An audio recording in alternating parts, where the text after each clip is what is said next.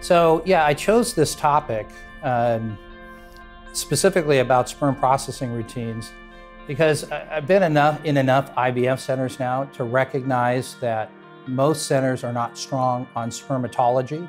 That's basically the science of how sperm work, right? Sperm physiology, sperm biology, even the biochemistry of sperm. In most IVF centers, everything sperm sort of plays second fiddle. There's a lot more focus and energy and resources directed at egg physiology, obviously embryo development, and that's understandable.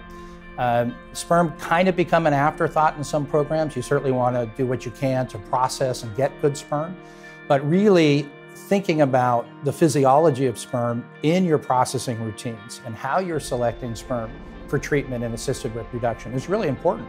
And amazingly, those groups that have exploited a little bit of sperm biology, like the folks who designed the Zymote device, or people who are doing sperm binding to hyaluronic acid assays as a way of selecting sperm, they're seeing some really impressive benefits and improvements in success rates in IVF.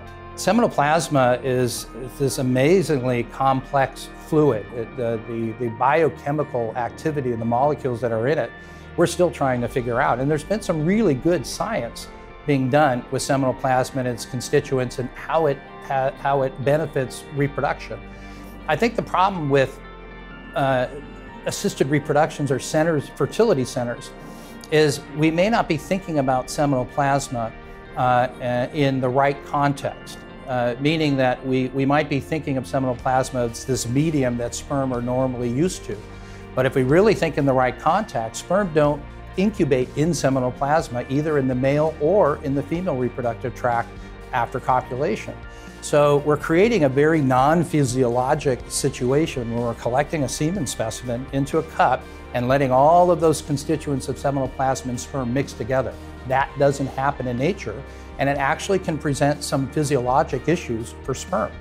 So getting sperm out of seminal plasma and how you get it out and the timing in which you do really makes a difference for those sperm long after they've been removed from semen. And so that's why I brought it up, so that people would be kind of mindful, what is the seminal plasma and what is it doing to sperm? Now, having said that, I think you have to have a nuanced perspective on this. There are some things in seminal plasma that are incredibly beneficial to the reproduction process, more than just being a delivery medium for sperm.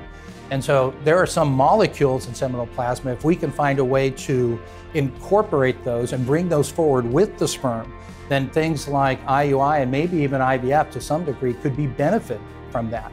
But there is also a lot in seminal plasma that should be nowhere around sperm at the time of fertilization, be that in the body or in the petri dish.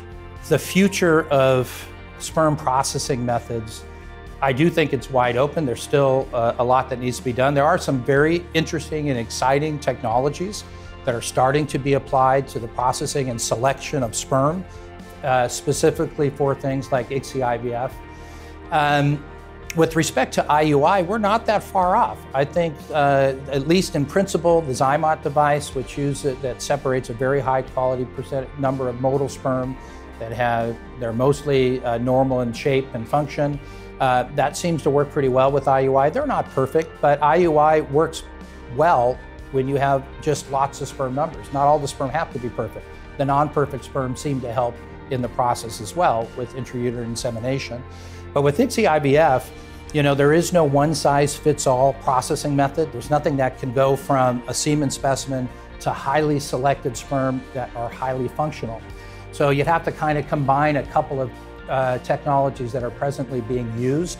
I think that there is a way to do that. That there are separation methods that can take sperm right from semen into, I think, the microfluidics technologies show the most promise for that. And the nice thing about microfluidics is you can combine a number of different, if you will, obstacle courses, conditions that select sperm, not unlike the strategy the female reproductive tract uses to pick the very best sperm and sort them and prepare them for fertilization. So I do think that's the forefront. There's a lot of optimization that needs to occur, but I see the microfluidics, the suite of microfluidics designs that are out there as being the potential one-size-fits-all simplification of sperm processing for IVF.